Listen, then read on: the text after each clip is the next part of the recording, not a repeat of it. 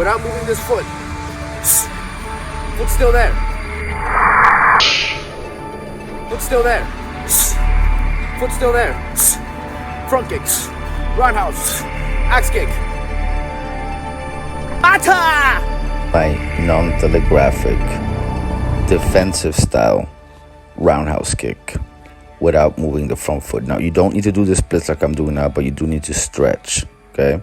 Now, that said, normally you would turn that foot. With this kick, you're going to keep your foot in place, okay? I am not telling you guys to do this kick now. Actually, this video is not meant for you guys to already start doing this kick. I'm just going to show some exercises in a bit, 5 of them, 5 exercises, and these exercises are for you guys to see if you should even train this kick or not, because you could injure yourself. My sibling, my brother, ended up severely injuring himself with this kick because of it. His knee be popping out of place and he needs to pop it back in.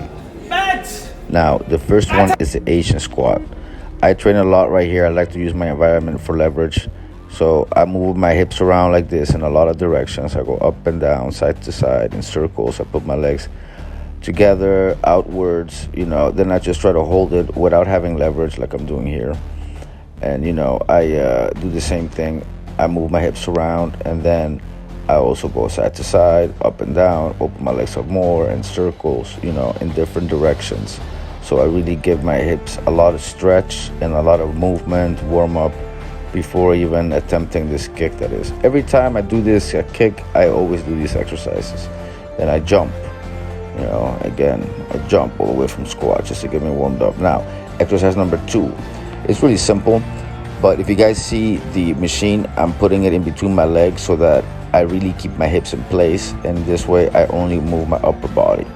Keep in mind, when you're throwing this kick, you're going to be twisting the upper body a lot with your foot and your hips moving in the other direction. So this is a really convenient exercise to do. Then I take it as far as I can right here. I stretch it to its limits.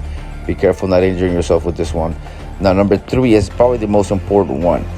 This one, you want to put your feet in sort of the direction that the kick's going to go. If you guys see the way I'm kicking, my foot is like that and the other foot is straight. Many people are not going to be able to do this, you know, especially not touching the ground. Most men can't do this. Number 4, same thing, but you're gonna lean back and you're gonna really stretch your hips, all the muscles around it, your legs, you know, and then of course stretch a little bit more. I'm doing the splits and side splits. This is not for everybody. It's not necessary for this kick, although it will be necessary if you want to go very high, like way higher than your head level, that is, you know. This one I do, you don't have to do anything like this, but it just moves my hips around, you know, it helps. So I do this. This is not necessary for you guys. I'm just showing off here a little bit for you guys, but that's not necessary, that is. Now, here comes number 5, probably one of the most important ones. Keep in mind, with this kick, you want to keep your head and your shoulders as much as you can in place while kicking this way. In the beginning, that's going to be hard, so if you can find leverage like this thing right here that I have right here. So I'm using leverage on the left, and I'm using this leverage here on the right. Now, I'm placing my foot here and my knee like with the roundhouse kick. Now I'm gonna have the camera go in front so you guys can see the front angle. Now if you guys see my knee, my leg is the way it will be with a roundhouse kick, but my left leg, my front leg, my standing leg is straight in line with the line on the ground. Okay, so from here I kick, and this is pretty much it. But this exercises, you guys should really do these a lot before you even attempt to kick, because this way you feel the balance, and there you stretch out the actual real offensive kick. That's why I call this a defensive roundhouse kick, because you're keeping your head all the way back. That'll be it for this video, guys. Till the next video, thanks for watching. Catch you later.